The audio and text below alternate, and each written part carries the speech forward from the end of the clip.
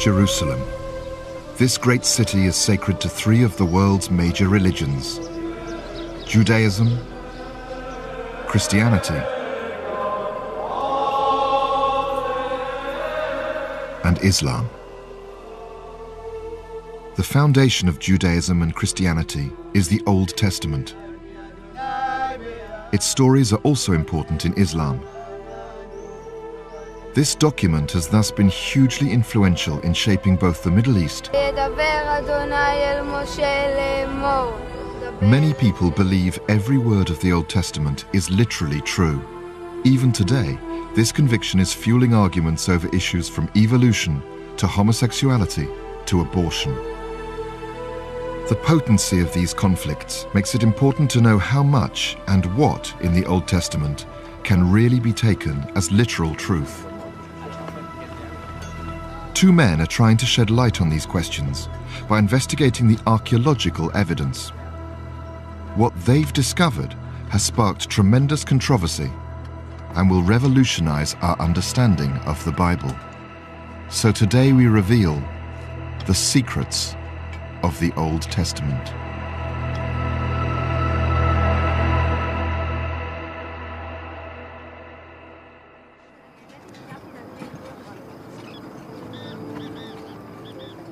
In recent decades, biblical archaeology has undergone something of a revolution.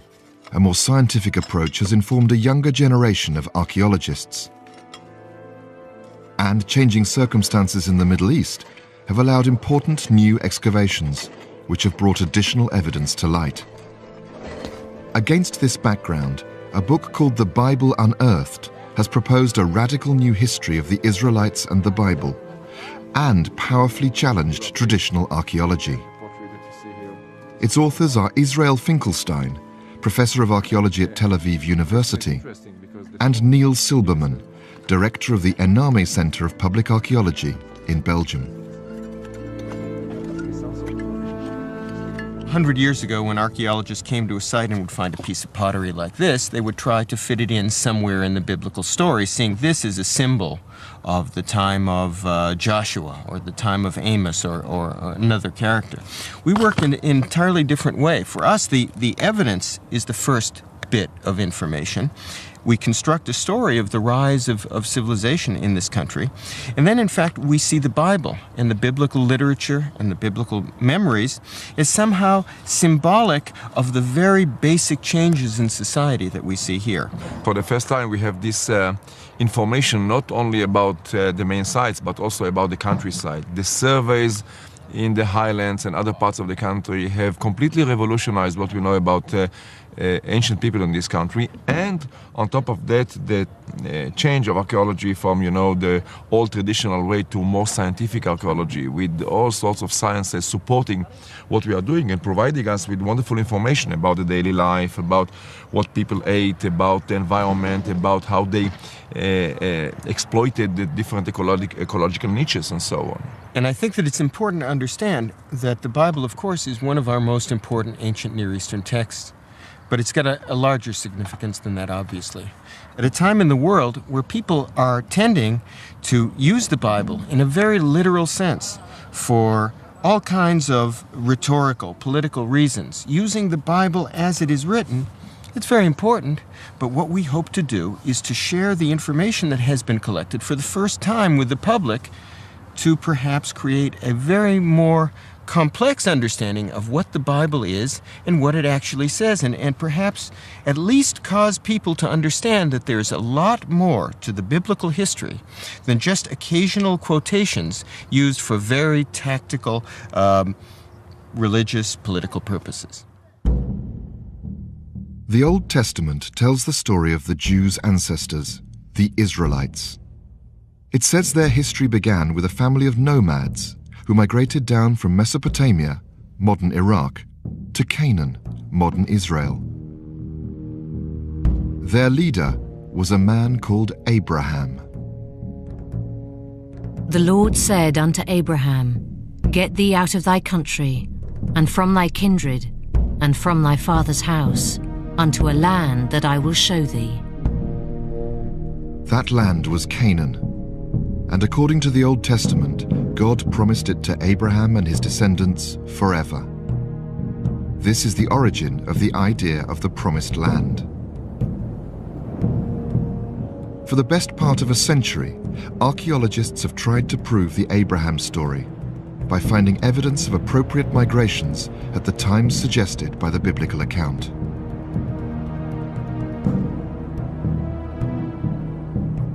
All this theory from A to Z of a migration from the north is not accepted anymore today. I mean, it was a nice theory, but there's no backing. I mean, the people of the beginning of the second millennium BC, they are all from a local stock. So there was no migration from the north that you can relate Abraham to. The general portrayal of nomadic life in the Bible doesn't really reflect very strongly what we know about nomads. Nomads are often plunderers. They often invade settled territories. There's reference to camels. The camel nomads come in much later. They are not characteristic of this period. After arriving in Canaan, Abraham and his family supposedly settled here in the city of Hebron. This building, the tomb of the patriarchs built by King Herod 2,000 years ago in Roman times, is supposed to stand above their burial site. What we can see here, the main building is Roman, from the Roman period, probably Herodian. You see the big stones. Above them are much later Muslim mosque. But what is most important for our aim here is the bedrock here. This is the natural bedrock from the time of the Canaanite period, from the time of the settlement period, and so on. And in this bedrock, you cannot see it here, but all around, in this bedrock, were cut tombs during the Canaanite period. This was the cemetery of the town, here around. So this is the source of the tradition, which is not historical, about the patriarch, Abraham, Isaac, and Jacob, that they are so-called buried here. So do we have any actual evidence that Abraham and his family did at least exist? There is no historical Abraham in the strict sense. There are traditions about Abraham. What we read in the Bible are later traditions which have almost nothing to do with real history. Probably there was an ancestor of the tribes here named Abraham, but we know nothing about him but his name. The patriarchs could have been real figures who became mythical during the ages. They could have been completely mythical. We don't know, and we'll probably never know. In fact, there's no way to know. We've come to a complete archaeological dead end about Abraham. There's absolutely no evidence whatsoever that Abraham was a historical figure. But he is a prominent character in the book of Genesis. And the book of Genesis is an ancient text that is, of course, of incredible importance for us. And what we see in the figure of Abraham is a symbolic representation of the birth of the nation. Because at the time of the writing of the Bible, the history of the people of Israel was not considered to be history in the sense that we understand it, of years, of periods, of particular historical events. It was seen more as the history of a family. And of course, the father of the family, the founder of the family, is a person of great significance.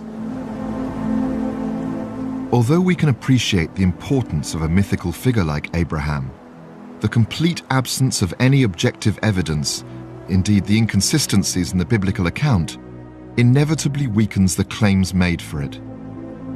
But what about other Old Testament heroes, like Moses, who brought us the laws on which so many of our basic moral ideas are founded? Can Professor Finkelstein and Neil Silberman find any hard evidence that he at least existed?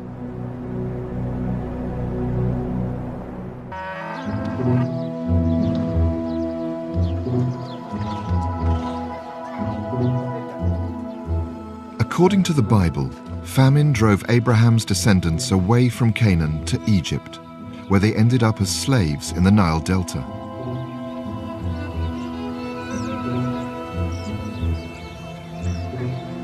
after many tribulations, a leader amongst them, a man called Moses, led them out of Egypt. They headed eastwards, back towards Canaan, the promised land. This famous journey forms the basis of the Old Testament books of Exodus and Numbers. And it came to pass that the Lord did bring the children of Israel out of the land of Egypt.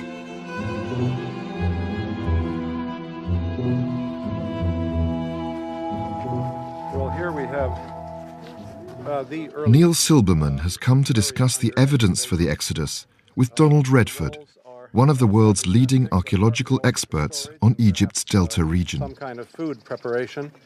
We know from the archaeological monuments and the inscriptions that in the 13th century there was tremendous power in the Egyptian Empire. How can you explain the possibility of such a large group as described in the Exodus story actually going out of Egypt? Is that possible? Well, I couldn't explain it if I subscribe to that theory. What you said is quite correct. Egypt, in fact, for 5 centuries, from the 15th century on, Egypt ruled an empire, the largest at that time, which extended 2,000 miles as the crow flies from a little north of Khartoum all the way to near the Euphrates River. And the Egyptian army and occupation forces and its economy were extremely strong. They held all of Canaan, of course. Their sphere of influence extended to the Greek islands and Crete. And there is no indication whatsoever in the records, either archaeological or written, of any major hiatus, such as would have been created by the expulsion of upwards of 2 million people, if we believe the biblical record. That would have made such a hole in the population. It would have brought the economy to a standstill. It would certainly have turned up in the record somewhere. Now, that's an argument from silence, I understand, but nevertheless, the silence is absolutely watertight. There is no indication whatsoever. The Bible also says that after leaving Egypt, Moses and the Israelites wandered for 40 years through the Sinai desert on their way back to Canaan. It was here that Moses received 2 tablets of stone bearing the famous 10 Commandments, which still today include some of our most basic moral norms. This is also where the Israelites apparently agreed to give up the worship of idols for the worship of God, and just the one God, alone. But could such a journey have been at all feasible? All over the eastern delta and in the Sinai and up in the Negev and further north, there were permanent Egyptian garrisons and garrison points, checkpoints. And we have records, the letters that were sent back and the reports of such police on the comings and goings of wandering peoples.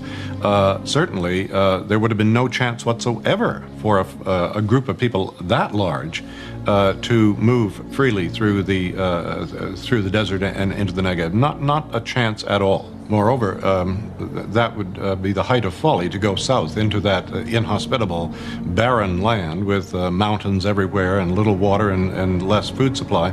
The story simply doesn't fit in so many ways. And there's an even bigger problem. Throughout the entire period in which the Bible places the Exodus, Canaan was in fact an Egyptian province, ruled by Egyptian governors. We know this because we have extensive Egyptian records from Canaan and a wealth of archaeological evidence. This is Bet Sha'an in Israel. Beneath these Roman ruins, archaeologists discovered it had been a powerful Egyptian garrison in biblical times. It signifies Egyptian control over Canaan in the late Bronze Age. If you want to understand the way the Egyptians dominated completely the country and the countryside, you have to come here. There was a strong garrison, there were scribes here, there were soldiers here, there were administrators here, and everything was under the control of the Egyptians, which means that 20 kilometers from here, 30 kilometers from here, if somebody wanted to take some sort of a major economic decision or a major political decision, he needed to come to Bet Sha'an to get the approval of the Egyptians. They were the masters of the countryside. So it makes no historic sense for Moses to have led the Israelites to Canaan in order to escape the Egyptians. But what about Moses himself? Surely there must be some evidence for this most famous Old Testament hero, perhaps the most famous of all Old Testament figures. Even if there's no evidence of the Exodus, there must surely be some record of a leader as important as him.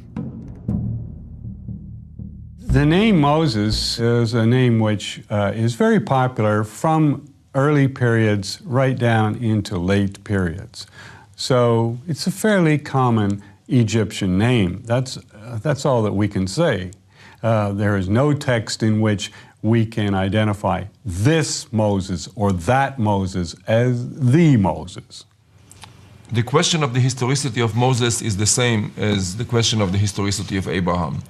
That is to say, maybe there was a figure, maybe there was a leader.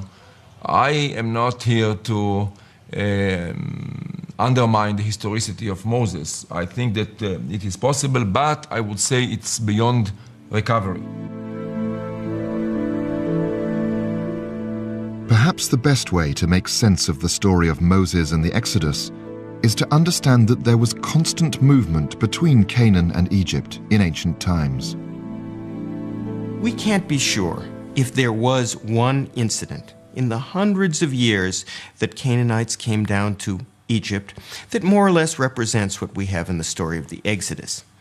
But the experience of going down to Exodus, of being involved in Egyptian civilization, of freeing themselves from the rule of the Pharaoh happened again and again.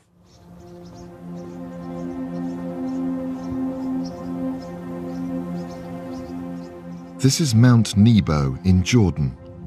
From here, according to the Bible, Moses looked down on the promised land of Canaan, but died before he could enter it. It fell to Joshua, apparently, to lead the Israelites across the valley and to take Canaan by military conquest. Then Joshua commanded the people, saying, "Within 3 days ye shall pass over this Jordan, to go in to possess the land which the Lord your God giveth you." And it's a wonderful story, a great saga of war and conquest and bravery and miracles. And the question is, did it happen? Did it really happen the way it is described in the text of the Bible, of the book of Joshua?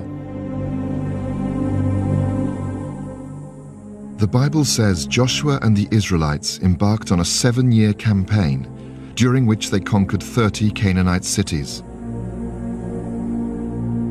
Without doubt, the most famous story is that of Jericho. The priests blew with the trumpets, and the people shouted with a great shout that the wall fell down flat, so that the people took the city. In fact, distinguished British archaeologist Dame Kathleen Kenyon established 50 years ago that the walls of Jericho were destroyed many centuries before Joshua's time, probably by earthquakes, and that there was virtually nothing there in the conquest era. The conclusion is, when we look at Jericho, Jericho was not inhabited in the 13th century BC probably. And then anyway, there are no fortifications. So where are the big walls of Jericho? I mean, you have this wonderful description of the people of Israel going, with the Ark of the Covenant, with the trumpets, and then the walls of Jericho collapse, in the 7th day. All of a sudden, there's nothing there. So this is not history in the simple sense, and the case of Jericho applies also for other places mentioned in the tradition of the conquest in the book of Joshua. Many of the cities mentioned were not inhabited at all in the land. One of the cities mentioned in the Bible as having been conquered by Joshua and the Israelites was inhabited and was destroyed at the appropriate time. It's Hatzor in northern Israel, and Professor Amon Ben-Tor is in charge of excavating it. Look at that. That's the destruction of the entire palace. If you look over there, we go towards the southern wall. we find ourselves in the throne room of the palace. So we are in the throne room. Look at the cracked basalt stones. Look at this. Normal heat doesn't do this, only a very, very intense fire. Look at what is happening on the walls. See the ashes, see the wood, signs of the timber here on the walls. Wherever you look, wherever you go, same signs of destruction.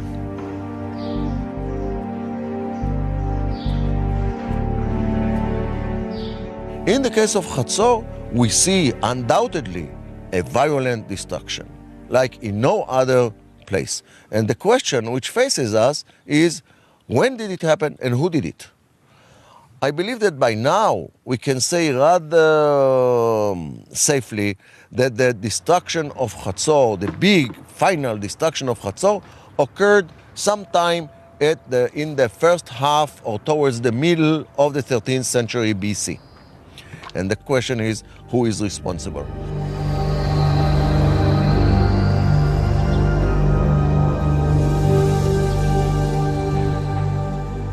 The destruction of Hatzor coincides with a period of great turbulence in the Middle East. This is the temple of Medinet Habu in Egypt. At this time, mysterious people who came from the sea and are known as the Sea People attacked Egypt and many parts of the Egyptian Empire. They also attacked Canaan. Later, they settled on its coast and are known in the Bible as the Philistines. There was a collapse of the Canaanite system and Egyptian administration in Canaan. It didn't come, in one overnight. It was a long process, which probably took almost a century, from the beginning, from the collapse of the first cities to the later ones.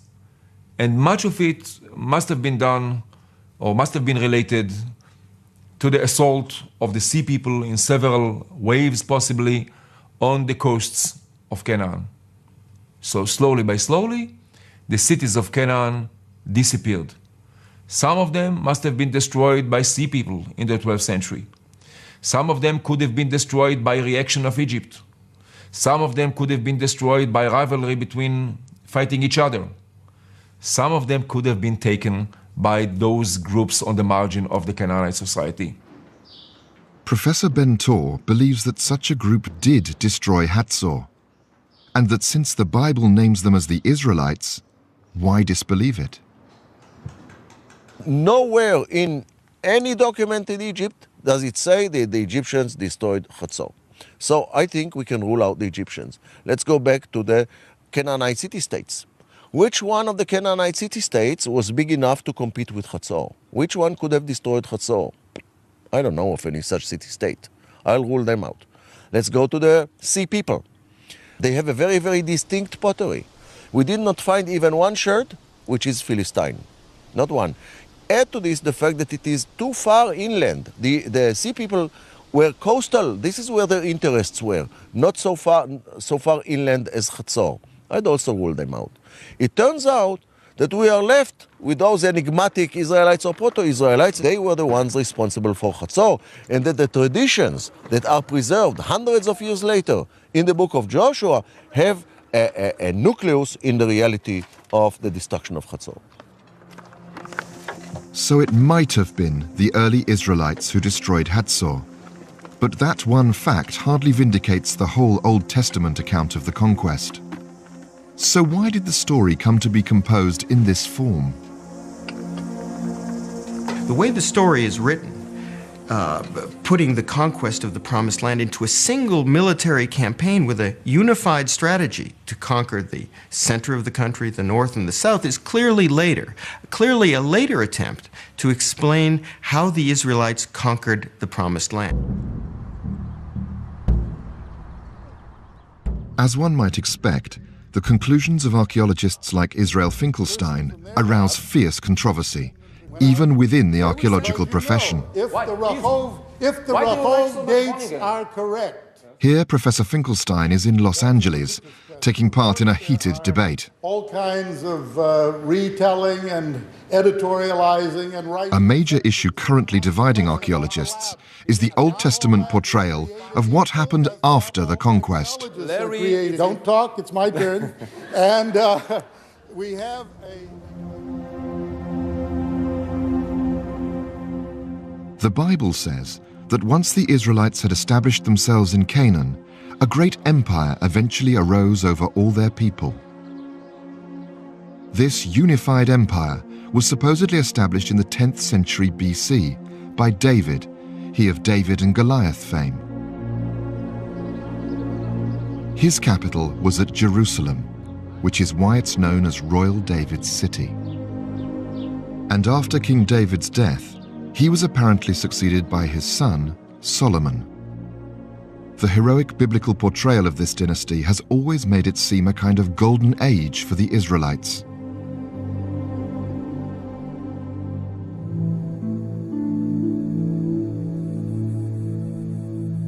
For once, as far as David is concerned, we can actually say with confidence whether he was real or not. A stele is a stone tablet bearing an inscription. In 1993, archaeologists excavating here at Tel Dan, a northern outpost of the Israelite kingdom, found a fragment of a foreign Aramaic stele from the 9th century BC, which refers to King David by name. When you look at what is written there, in the 9th row, 1, 2, 4, 6 of the letters make up the name which can be read Bet David. It's the first time that the name of Bet David, or David, as the father of the kingdom of Judah, is mentioned in a source which is extra-biblical, not something that was written by the Bible author, but something from the 9th century BC. And it's the first time that the name David is mentioned. It's unique, and it tells you that it could be that David was an historical figure, or at least people in the 9th century thought of him as their founder of their kingdom. So it seems David was a real person. The Bible says that his capital was Jerusalem. It mentions large armies and important public buildings. But Professor Finkelstein is skeptical of this portrayal, because present-day archaeology doesn't support any idea of Jerusalem being a big city at that time. Ronnie Reich is currently excavating the site of 10th century BC Jerusalem. A pocket here, a pocket there, maybe in other places which Kenyon has found. But for this particular period is not yet enough to say even, I think, the nature of the site. Is it a huge urban city? It is definitely not. In the ancient part of Jerusalem, there's a curious stepped structure. Some archaeologists think this might have been part of David's fortifications. In my view, David's Jerusalem was a kind of a citadel city. It doesn't mean that he had a huge city around him. The city was quite small, but he probably gained a lot of political power and somehow succeeded to control the entire country in a time when there was a gap, there was a kind of a vacuum, political vacuum in this country. There was no Egyptian empire anymore. The Canaanites were very poor, and probably he took advantage of this situation. But even this modest view of Jerusalem is hard to reconcile with the archaeology. Ronnie Reich and Professor Finkelstein are descending into the bowels of the city. It seems Jerusalem at the time of King David was only sparsely inhabited. So much has been excavated here in the area, and nothing has been found, no stones, large stones of, let's say, 10th century, no pottery. Pottery which is found everywhere, and if people were active in this place, they might have left something behind, must have left something behind, so that here the negative results again and again and again simply prove the point. The idea of a great Davidic or Solomonic empire in the 10th century BC is absolutely ridiculous, because an empire needs a capital. There's almost nothing in Jerusalem, a very small village. An empire needs manpower. There's nothing in Judah, a few small villages. An empire needs administration. There's no administration, there's no scribal activity. Where is the empire? Many archaeologists remain unpersuaded by Professor Finkelstein. They point to David's son, Solomon. He is famous in the Bible for his wisdom and judgment, and for having been the builder of the first great Israelite cities. And this is the reason of the levy which King Solomon raised, for to build the house of the Lord, and his own house, and the wall of Jerusalem, and Hatzor, and Megiddo, and Gezer. The Bible mentions Hatzor as one of the cities Solomon built. The Canaanite city was indeed rebuilt in the 10th century BC, and Professor Ben-Tor can see no reason to doubt that it was Solomon's work. How can we be sure, and I'm talking only about Hatzor now, how can we be sure that this fortification, that this gate were built by Solomon? We cannot be sure. There is no building inscription said, I, Solomon, built this building. But what we can be sure of, and we checked it again and again and again, by means of stratigraphy, by means of pottery typology, we can be sure that these were built in the 10th century. And since the Bible tells us that it was Solomon, now you don't have to ask me how can I tell that it was Solomon. It's common sense. If you want to say it is not Solomon, it's you. You tell me why it is not Solomon. Traditional archaeology also supported the idea of Solomon as a great builder, because at the two other sites mentioned in the Old Testament, Gezer and Megiddo, they found characteristic six-chambered gates, just as at Hatzor. This was taken as evidence of a common Solomonic origin. What you see now is the famous six rooms gate at, here in Gezer, the so-called Solomonic gate. It's hard to see because of all the vegetation and everything, but you can still see the main pass in the middle, and then 1, 2, 3 rooms to one side, and 1, 2, 3 rooms to the other side. You still see the beautifully worked stones at the entrance. There is a similar gate in Hatzor, and there is a similar gate in Megiddo. And these three gates were thought to be, because of the passage in the Book of Kings, these three gates were thought to be the gates that Solomon built, the blueprint of the Solomonic architecture. It doesn't fit because there are gates like that also in other sites, which are not Solomonic in any way. Ashdod, it's a Philistine city. Tel Batash, it's on the border between Philistine and Israel. There's a later gate in Lachish. So it's like, let's say, it's more like a fashion of the Iron Age gates than something that single out Solomonic building. This is the similar monumental six-chambered gate in Megiddo, found in the 1930s and also assumed to be Solomonic. On the basis of the archaeology, we can tell that the Israelite palace which stood here was quite an elaborate and sophisticated building.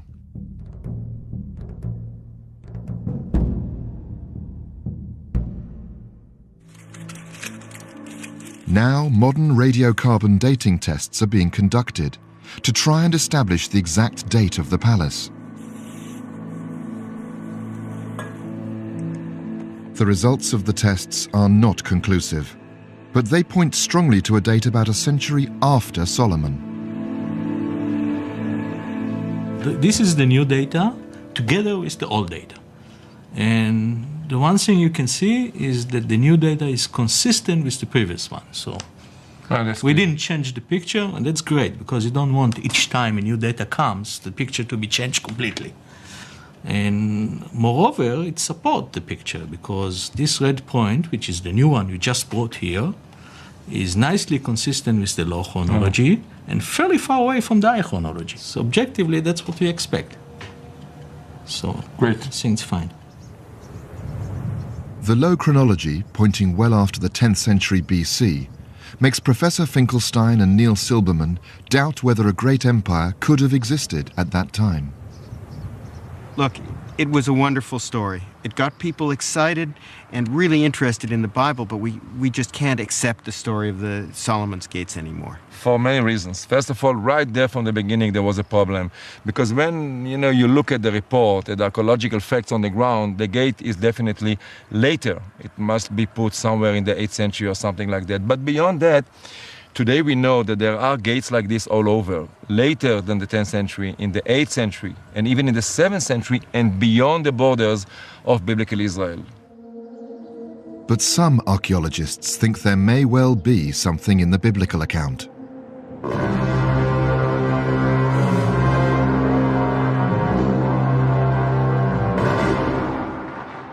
This is Thebes in Egypt. The great temple of Karnak records the history of the pharaohs and of the great Egyptian dynasties. One of these inscriptions refers to the military exploits of a pharaoh called Sheshonq I. It details the blistering devastation that he visited on 150 towns and villages in Canaan in the 10th century, the supposed Solomonic era. Uniquely for an Egyptian campaign in Canaan, Sheshonq's forces turned inland from the coast and attacked towards the highlands where Jerusalem is situated. We have to ask ourselves what is the reason for such a pharaoh in the 10th century BC to invade the central mountains, the hills, which were forested and were hard terrain to reach for a military campaign, Egyptian military campaign. I think that this is a good hint that there was some political entity in this region. And this political entity, in my view, can be identified with this united monarchy, which probably threatened the Egyptians, or they saw in it some kind of threat, political threat or economic threat. So the evidence, archaeological and textual, provides a very contradictory picture of 10th century Canaan. There may have been some kind of Israelite entity, but it seems highly improbable that it could have been the elaborate empire portrayed in the Bible. It's confusing. The highlands of the south are very sparsely settled. There's no manpower for great Davidic conquests. In Jerusalem, it's a small village, nothing monumental, no real evidence for big capital. Despite the biblical evidence. Of course, no evidence for a great Solomonic capital ruling over a great state, rich state, and so on. And here at Megiddo, the buildings, the monumental buildings which had been described as the symbol of Solomonic greatness, in fact, date a bit later. They don't date to the time of Solomon, they don't date to the 10th century. So we are in a situation of a complete negative picture, negative evidence from coast to coast. So what had been connected with Solomon and used as an illustration of his greatness is later, and we have to rethink the whole situation. Yeah, we do. It seems some of the early Old Testament stories may contain glimmers of real history, so they're unlikely to have been simply made up and invented. Equally, many key events cannot have happened the way it says they did. So how do we make sense of this unevenness? Israel Finkelstein has come here to San Diego to discuss this with one of the world's leading authorities on the Old Testament, Professor Richard Friedman. The situation with the Bible is not just that it's a very old book, but there's a tremendous difference from the oldest part of the Bible to the youngest part of the Bible. So the first sentence in the Bible, whatever that is, was written 1,000 years before the last sentence in the Bible. And in between, there's maybe 100 or 150 authors living in this century, this century, this century. And so even when you know Hebrew, you learn it's a different Hebrew all the way through it. Even when you think you understand one of the authors of the Bible, but there's another author of the Bible who sees things differently. So people say it's not a book, it's books. It's not a book, it's a literature, it's a library. People use all these metaphors to try to capture the idea that the Bible is this amazing collection over so much time. Professor Friedman is passionate that we need to know the Bible's origins in order to understand the way it portrays history. If you can know where the book came from, who the author was, why it made a difference, then you understand how it came up with the particular conceptions of God that it did, why it came out telling history the way it did. It's everything that we think is so great about the Bible. We try to find out through this search, why is it so great? How did we get this book? Archaeology and science can now, for the first time, begin providing the answer. It's a largely new and unfamiliar story, markedly at odds with the Bible's own account. But why should we want to unravel the story of the Israelites and their Bible? Because they invented the idea of a single God. Because they invented written history. Because they invented the idea of the individual with rights and responsibilities that lies at the heart of Western civilization. Judaism, Christianity, Islam, we all owe an immeasurable debt to that impossibly distant group of people. So who were they actually? How did the Bible come to be written? And how did they bequeath us this extraordinary legacy?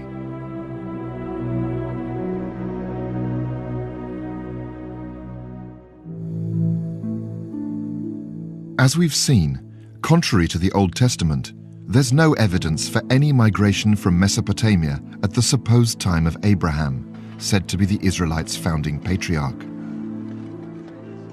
We can't rule out the possibility that some nomads may have come to Canaan. But modern archaeology suggests that rather than being outsiders, the people who later became the Israelites were simply part of the pre-existing Bronze Age population of Canaan. The people of the beginning of the second millennium BC, Middle Bronze Age, and also the people of the intermediate Bronze Age in the third millennium, late third millennium BC are all from a local stock. So there was no migration from the north that you can relate Abraham to. In effect, the Israelites appear to have simply emerged out of the local population. When is difficult to say precisely. What we do know is that throughout the Bronze Age, that is up until about the 13th to 12th century BC, the land of Canaan consisted of a number of Canaanite city-states. Though Egypt ruled the whole territory, the city-states enjoyed considerable self-government. City-state is a term that we use for the political organization of this country during the Canaanite period. The country was divided into about 30 city-states. This is quite a small country. Each state had a territory of about approximately 1,000 square kilometers. And each city-state capital had a local kind of king, a petty king we may call it, small king. He had a palace, he had his courtiers around him, and some noblemen and so on. There was some hierarchy in the city, the craftsmen, the priests, and the common people. And he had a group of small towns and villages in his territory. So this organization of city-state is very common in the Levant, in Palestine, in Syria, during the Bronze Age. The Egyptian control of Canaan lasted about 300 years. But the attack of the Sea People from the late 13th century BC, which led to the collapse of Egyptian rule and the slow destruction of the Canaanite city-states, unleashed tremendous regional instability.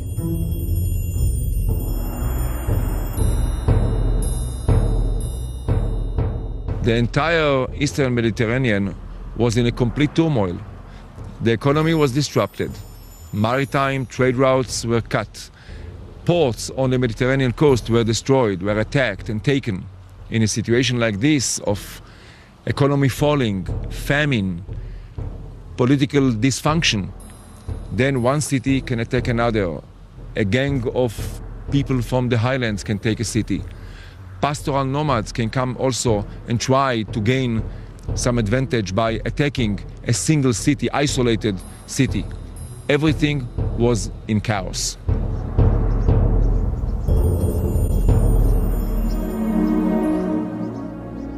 No one really knows why this happened. But out of the anarchy, destruction, and dislocation came a development which was to have the most profound consequences for the whole Western world. It was nothing more extraordinary than that poor, backward and illiterate desert nomads were forced to start farming in this unpromising terrain. But in time, this particular group of people were to achieve something remarkable, to establish kingdoms and a scripture, and to invent the idea of a single God. These poor, backward, illiterate nomads became the Israelites.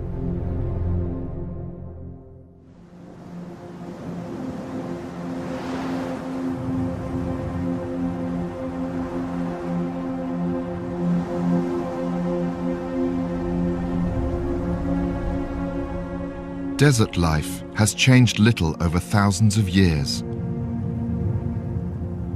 In ancient Canaan, as in modern Jordan, nomads survived by trading and buying grain from small village farmers at the edges of the desert. The pastoral nomads had herds and could sell the products of the herds to the farmers. However, they needed surplus of grain for the farmers. So as long as the farmers in the villages could produce enough surplus of grain to give to the pastoral nomads in exchange for the products of the herds, everything went on very well. Remember that in the last phase of the Late Bronze Age, we are entering a major crisis in the entire Eastern Mediterranean. Canaan, the neighboring countries, empires collapse, the Egyptian administration is gone from Canaan, city-states are put in fire, villagers are running away because of the sea people, because of other reasons. There is a complete turmoil throughout the land. And they cannot produce, the villagers, enough surplus of grain in order to maintain this exchange with the pastoral nomads. And the pastoral nomads they find themselves in a deep crisis as well. It was this economic catastrophe which probably drove desert nomads at the end of the Bronze Age to start primitive settlements in nearby hills on the west bank of the River Jordan. They were the first Israelites. We discovered here in this country since the beginning of the 70s or after the 6 Days War, hundreds of sites throughout the central hill country of Israel. We have these settlements, these villages, built right on bedrock in areas which were not settled at all by the Canaanites in the second millennium BC, in the late Bronze Age at least. They are very simple villages. They are not fortified usually, except maybe a fence that surrounds the village.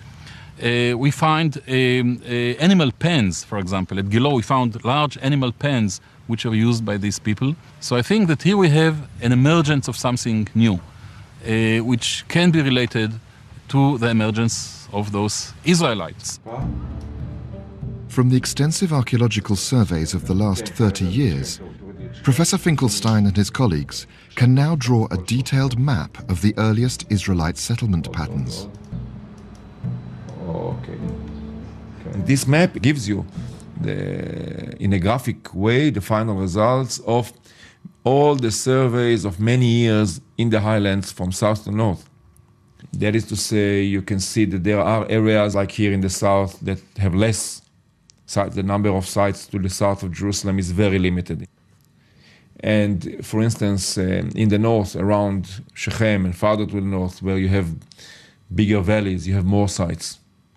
I can tell you from my knowledge of the landscape of the highlands that over there, the only possibility and the only reason to enter these parts of the highlands is in order to grow olives and produce olive oil. Olive oil. It seems an unlikely agent of radical change. But soon the early Israelites were producing a surplus, and a surplus meant trade. This is a courtyard of a normal dwelling of that period. In the courtyard, all kinds of activities took place, among them olive oil production. What we have here is an olive oil press. The crushed olives are put into the baskets.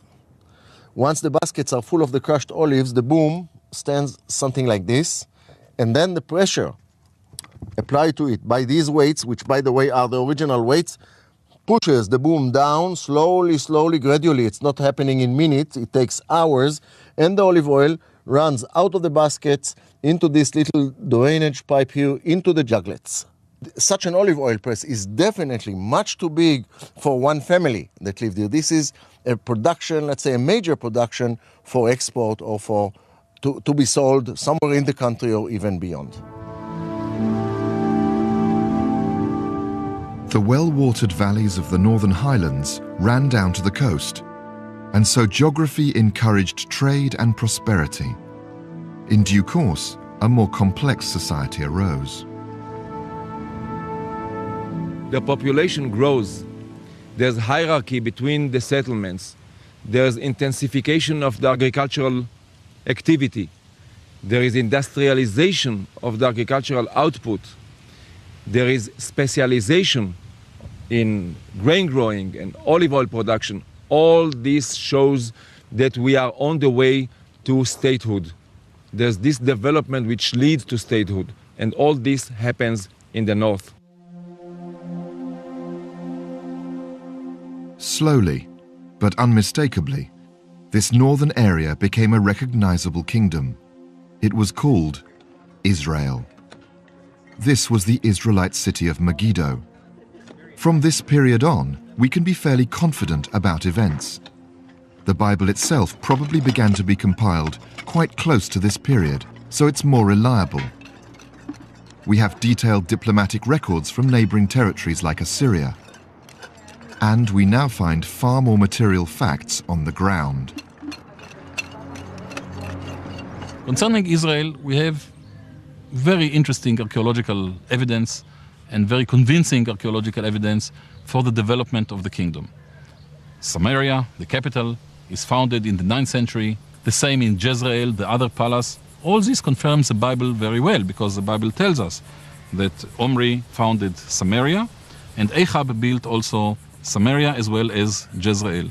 So concerning the northern kingdom, Tel Dan, Megiddo, Hatzor, Tel Rehov, all these sites really give us a beautiful picture. And so the northern kingdom of Israel grew apace.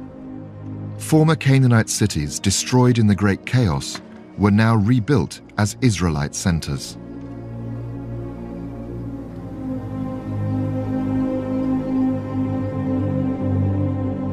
But in the southern highlands, it was a different story.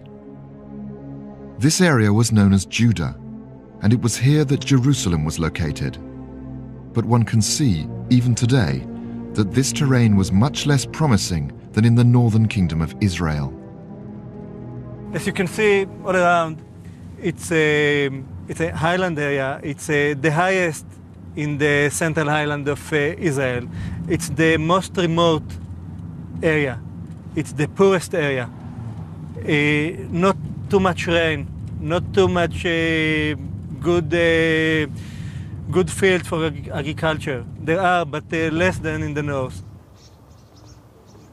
In the 10th century, the south is still very sparsely settled by just a few small villages. And Jerusalem itself is only a God-forsaken, small and remote village. There's almost nothing there. But despite their differences, the people of both Israel and Judah were one and the same. In the north, the much richer area with a richer environment, with cities, with trade routes, it naturally became a powerful kingdom. That's the kingdom of Israel. In the south, centered around Jerusalem, was a kingdom based on the same principles, but because of its environment, because of its low population, it was much economically weaker. It was more isolated. And yet the two kingdoms had a relationship. They sprang from the same origins, from the same historical period. The Bible tells us that from the time of Moses, several centuries before, the Jews were monotheistic, worshipping only one God. The Israelites in both the northern and the southern kingdom did share a common religion, but it wasn't monotheism. We know from text and from archaeology that traditional Israelite religion involved venerating the ancestors, the gods of the underworld, so to speak. We know from texts, at least, and from iconography that we find in the ground, that traditional Israelite religion involved venerating the stars and the planets. We know, therefore, that traditional Israelite religion was polytheistic. We know that in the Canaanite and Israelite tradition, mountains were very important in the cult. There were gods who are related to mountains. Baal, the Baal of Carmel, the Baal of Hermon, the Baal of Tzafon, and so on. And perhaps this tradition was transferred to the Israelites, to these early, very early Israelites. The bull is also the symbol, of course, of Baal, the god, the main god of Canaan, and also of El, the chief god, the chief god of the Canaanite pantheon. But also is related to the Israelite gods, especially in the northern part of the country, the golden calves. They are the major symbols during the Israelite period. There is a lot of continuity between Canaanite and Israelite religion. But there was one quite extraordinary cultural difference between the Israelites and their neighbors. There are no bones of pigs in the iron one sides of the highlands. The question is why? After all, there's no problem to raise pigs in the highlands. In the Bronze Age, they did have pigs in the highlands. So it has nothing to do with the environment or something like that. There are several reasons, possible reasons. One is that if these people came from pastoral background, of course, the pastoral people do not have pigs, and this could have been one of the reasons. But I think that there is a stronger reason to the fact that there are no bones of pigs in the highlands, and that is that at the same time exactly you have the sites of the Philistines in the lowlands, and in general the sites in the lowlands, Canaanites, Philistines and others, they eat a lot of pork. So the distinction between the people of the lowlands and the people of the highlands could have been a situation of we and they. They eat pork, we don't. This is how we form our identity. This could have been the reason. Whatever the reason, the Jewish prohibition on eating pork continues a tradition which goes back 3,000 years to the highlands of Canaan.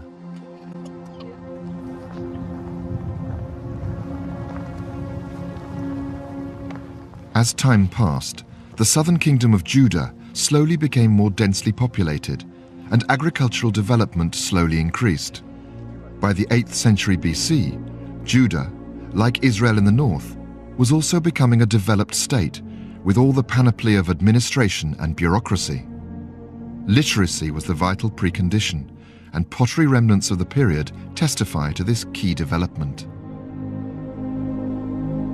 The one that I have in my hands is the typical Judahite seal impression. It has an emblem, apparently the emblem of the kingdom, the emblem of the king in the center. And then it says, belonging to the king, Hebron.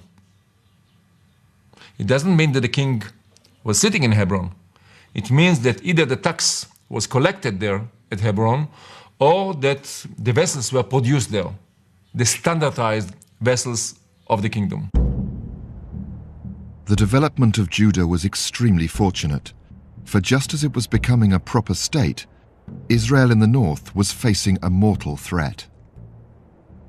After the 9th century, the period of greatness of the Kingdom of Israel, in the 8th century, decline sets in because of the pressure from the north. The Arameans, the Assyrians move down. Eventually, in 732, they take the Galilee, and that's the beginning of the end of the Kingdom of Israel. One by one, the northern cities were overrun, and bit by bit, the kingdom expired. Thus ended a state called Israel. It was to be 2,700 years before another state bearing that name would arise again in the Middle East. But Judah survived. According to the archaeology, large numbers of people now began arriving in the Judahite capital, Jerusalem. About 10,000 people suddenly descended on the city in the late 8th century. They were almost certainly the people of Israel. Judah of the late 8th century was not at all similar to Judah of 30 or 40 years before. And that was because of the torrent of refugees who came from the north after the destruction of the northern kingdom of Israel by the Assyrians, came to Judah and settled here. Judah was completely transformed from a small, sleepy kingdom to one of the most influential kingdoms in the Levant. And that is the first time that we see a real, full-blown state in Judah.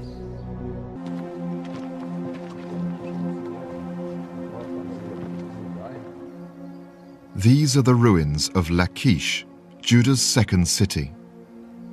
In 701 BC, after overrunning the northern kingdom of Israel, the Assyrians came south and began to attack Judah, then ruled by an important king called Hezekiah. As both the Bible and Assyrian records testify, the Assyrians razed the city to the ground after a prolonged siege. Lachish was built probably in the 9th century. We don't have inscriptions, so we don't have a date. As a fortress city, it became the second important city of the kingdom of Judah after Jerusalem. This palace stood in the center of the site, and it was surrounded by very massive city walls and very massive city gate where we are standing now. And it became the most important fort in Judah after, of course, Jerusalem. Now, in the 14th year of King Hezekiah, did Sennacherib, king of Assyria, come up against all the fenced cities of Judah and took them. The attack on Judah is well documented in this Assyrian relief, which records the assault on Lachish. It shows the use of a specially constructed rampart, which is still visible today. The Assyrians came here and they wanted to force their way through the wall, which was high up on the slope. So the system was very simple. They dumped here stones, natural stones, which they took from all over the fields. Then they covered it with cement because soldiers cannot walk on stones. And on top of it, they built a platform of earth on which the battering rams stood and from which they could attack directly the wall, and they could climb the wall and go inside. The Assyrian attacks put considerable pressure on the Judahite capital, Jerusalem. Added to the refugees from the north, people from the surrounding countryside also fled there for protection. In ancient times, people had come here to draw water from deep underground. But because of the terrain, the thousands now living in the city couldn't all get access.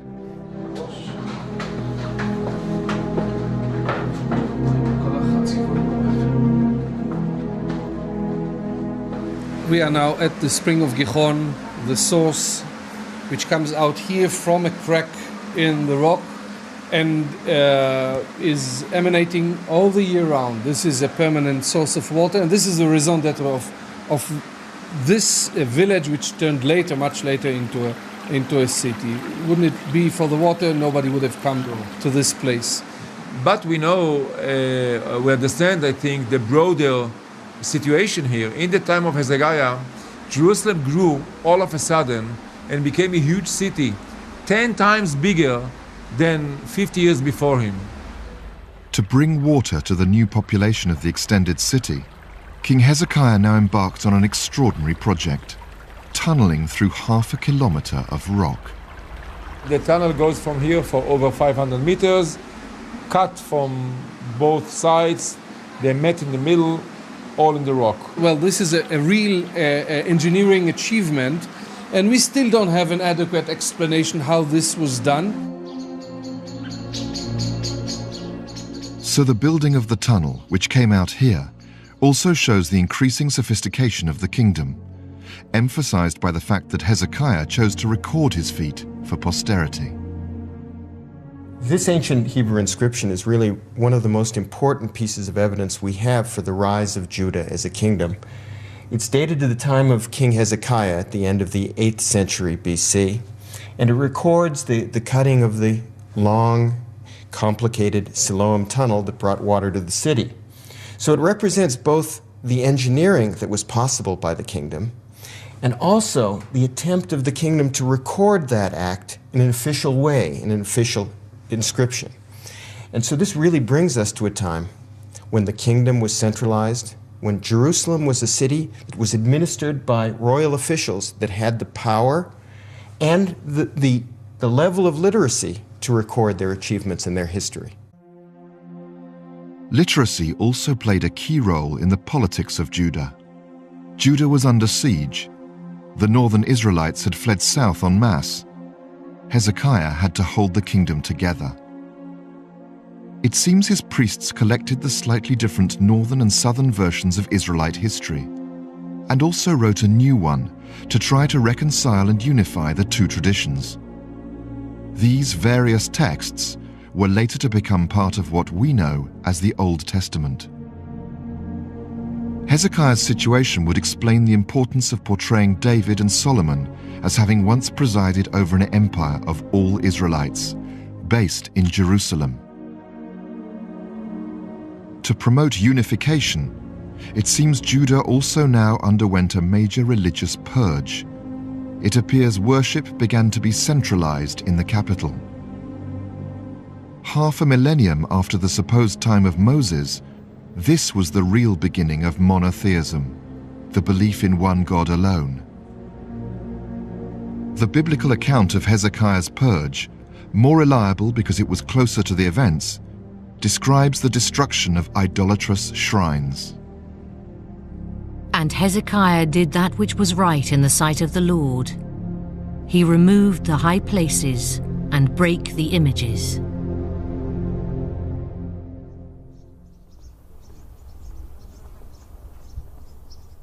Well, we are sitting within the fortress of Arad, first of all. It's not a big fortress. It's only about 50 on 50 meters, that's all. Surrounded by a big wall, and inside there is the most important find at this site, and one of the most important finds all over Judah in biblical times, the temple, which is right here behind us.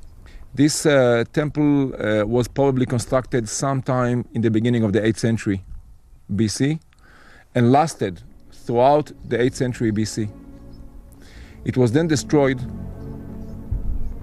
and this reminds us of other sites in the Beersheba Valley, in Judah and in the north also, where you have cessation of cult places, countryside cult places, before the end of the Iron Age.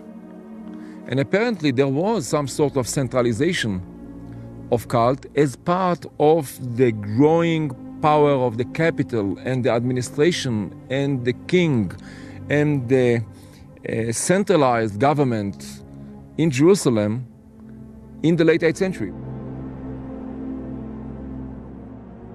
The new centralized cult in Jerusalem was focused on a special local Israelite deity, probably as a way of rallying people behind the king and getting them to identify with the state. That deity was called Yahweh. We know him from the Bible as Jehovah, or more simply, God. The name Yahweh is a name of an Israelite. God relating to Israel appears for the first time in the inscriptions of around 800 BC, found in the Sinai desert. And one of the inscriptions is a dedication to Yahweh and his Asherah. That means Yahweh, the God of Israel, in this inscription has a consort, a wife, called Asherah, just like the main god of the Canaanites. So you can see at 800 BC, the Israelite religion was not yet the fully developed monotheism as we have it in the biblical tradition. Asherahs, female deities like these, emphasized fertility and maternity. Despite the developing cult of Yahweh, the population of Judah continued to flirt with polytheism long after Hezekiah's purge.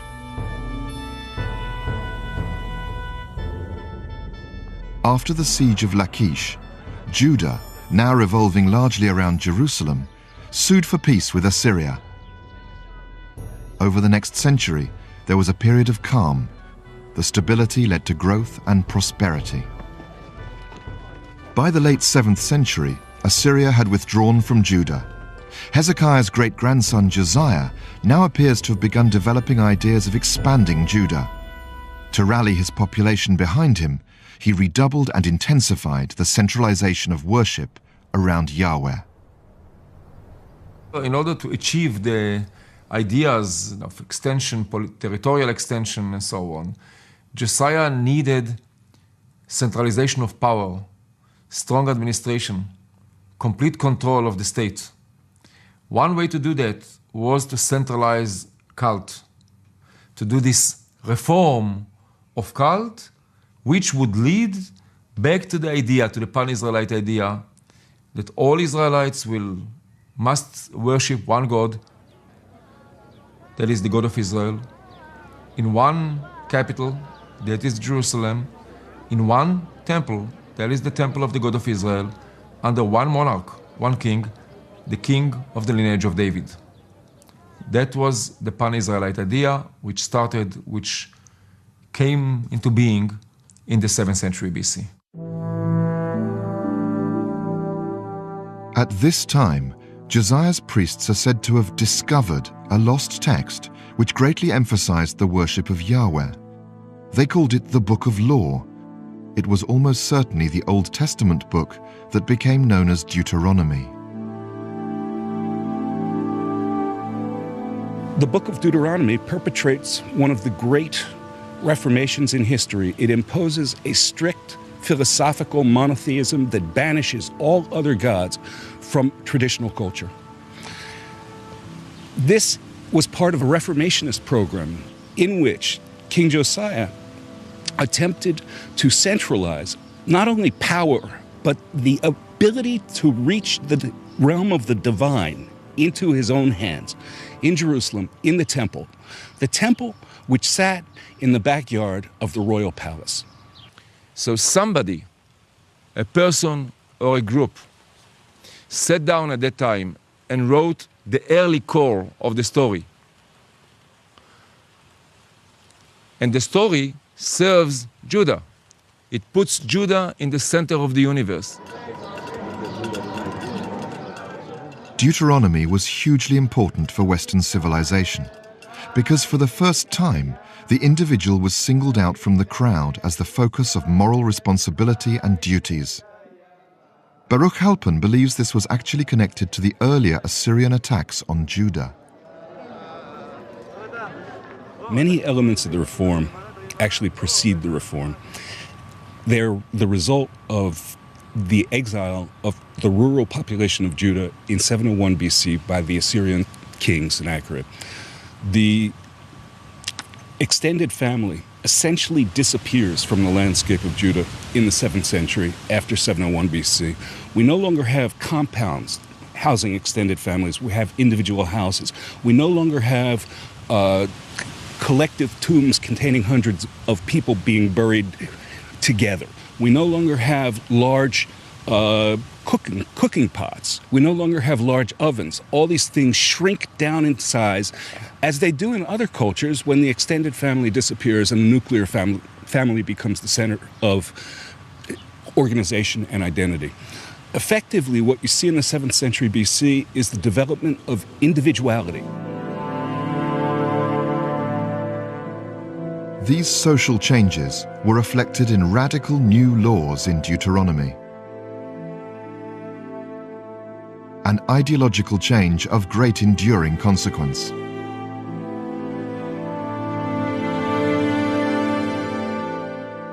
There's something else about Deuteronomy which is remarkable, and this is what we can call today the ideas of civil rights, of rights of the individual, of the person. I mean, Deuteronomy is full of ideas how to protect women, children, slaves, people who lose their land, the simple people. It was probably one of the ways to attempt to mobilize the people of Judah behind the ideas of the new reforms. because they give them, the rights, if you wish, for the first time. This pottery fragment from Josiah's time records a petition from an unknown agricultural labourer against his local commander. What it testifies to is a new consciousness at the end of the 7th century, in the time of King Josiah, even among simple agricultural workers, that the power of the governor was subject to some greater laws, some greater morality. And it's here on this broken piece of pottery, as archaeological evidence from the time of Josiah, that what we now still believe as biblical tradition and biblical morality was born among the people in the fields of ancient Judah at the end of the 7th century BC. What you have here is a case of the rejection of tradition. It's not the invention of tradition, it is the rejection of tradition. And that is the mindset, the self-conscious mindset on which science and monotheism and Western civilization have been founded.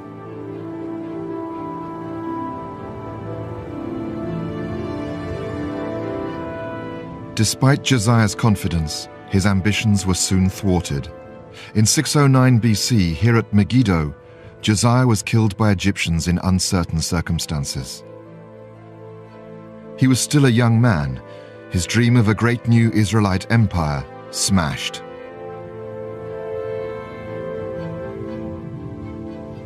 It seemed a terminal disaster for the Israelites, and this catastrophe has been immortalized in the biblical name for Megiddo, Armageddon. But Armageddon was not the end. The Israelites' greatest achievement was yet to come.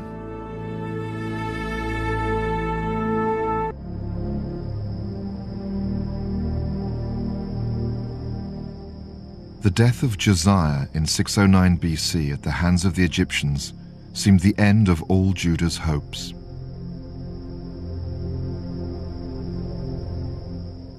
And now everything is ruined. The Egyptians have power over the country. In the east, Babylon becomes a great power, and they have power over the country. Things continue to go worse to worse. And first there are 3 different sons and 1 grandson of Josiah who get to be the king.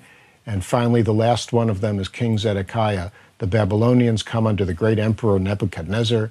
They surround Jerusalem. They defeat it. They march out all of Zedekiah's sons, and they execute them one by one in front of him, and then they put out his eyes, and they put him in chains, and they take him back to Babylon. And Nebuchadnezzar carried away all Jerusalem, and all the princes, and all the mighty men of valor, even 10,000 captives. With the elite of Judah removed to Babylon and Jerusalem devastated, the kingdom was destroyed, and the remnants of the population left scattered and leaderless. But the Judahites taken to Babylon managed to preserve the memory of their religion and history. Jerusalem, or Zion, remained central to their thoughts. It was a complete catastrophe. It could have been the end. So it's really interesting that at that time, the only hope, the only way to keep the identity and the tradition was around, the old stories. By the rivers of Babylon, there we sat down, yea, we wept, when we remembered Zion. But in fact, the Judahites' exile didn't last long. Within 60 years, the first of them began returning to Jerusalem. The Persian Empire conquered the Babylonian Empire, and under the Persians, the Jews were allowed to return, rebuild their temple, rebuild Jerusalem, rebuild their country, under the Persians. We are now in post-exilic times, in the 5th century BC or immediately thereafter. There is no king, there is no dynasty. Judah is not independent. We are speaking about the community of Yehud under the Persian Empire. The needs are very different. The situation is completely different than before.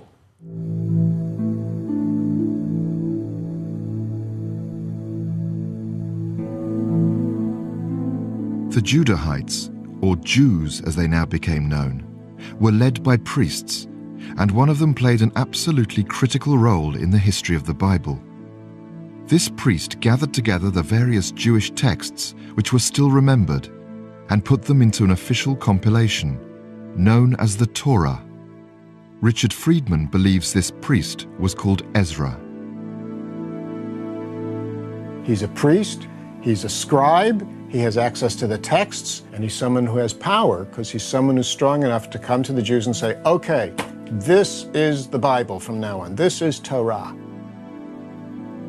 And he stands the people up and they hold a tremendous ceremony, and he has the priests stand up and read the text of the Torah. And that Torah that he created, the 5 books of Moses, is the Torah that everybody has read for 2,500 years since that time. The year was 458 BC. The Torah, the first 5 books of the Old Testament, and in many ways its core, was later supplemented by further texts. These collective works have come down to us as the Old Testament. The year was 458 BC. The Torah, the first 5 books of the Old Testament, and in many ways its core, was later supplemented by further texts. These collective works have come down to us as the Old Testament. From their own complex and difficult history, the Israelites had wrought a document that is still influencing the world. The Bible is, of course, the most important creation of the Israelites ever. It is the most wonderful and rich literary creation ever created. I think it's still the bestseller, isn't it? It's the best sold book until this very day. It's this continuing influence, particularly in moral debates, that makes the Old Testament's reliability as history still a matter of importance. Professor Finkelstein and Neil Silberman have shown that not every story or word of the Old Testament can be literally true, and that as history it has to be carefully interpreted. But their objective is not to undermine or dismiss deeply held beliefs. Despite all the controversy, what we are doing is creating that archaeological story that goes in parallel with the still very profound and cherished biblical tradition. What we are trying to do, what we wish to do, is not to discard, the biblical text, but to make a distinction between tradition, which is important to all of us, and scientific research. This, I think, is a central piece in what we wish to do. Put this distinction between the two. Tradition is important. Archaeology cannot trash the tradition. Archaeology cannot destroy tradition, because tradition has life of itself. We're not saying that one is correct and one is incorrect any more than we would say that the poetry of Genesis is incorrect now that we know a bit about human evolution. What we're doing is just continuing a struggle, a scholarly struggle that's been going on for 100 years. The boundary just now happens to be in the story of the Israelites and the Israelite kingdom. And it's moving forward slowly to separate religious literature and spirituality from what we call history.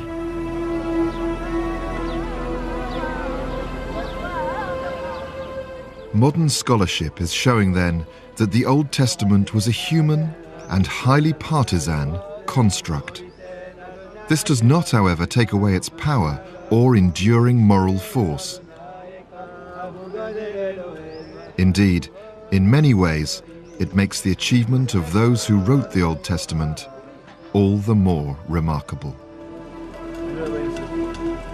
Sometimes when I see how great it is that there was a source that pictured God as very heavenly and universal, and another pictured God as the God of your Father, very close and personal, but then they come together and you get a Bible about a God who is universal and also close. It's God who created the universe and God of your Father.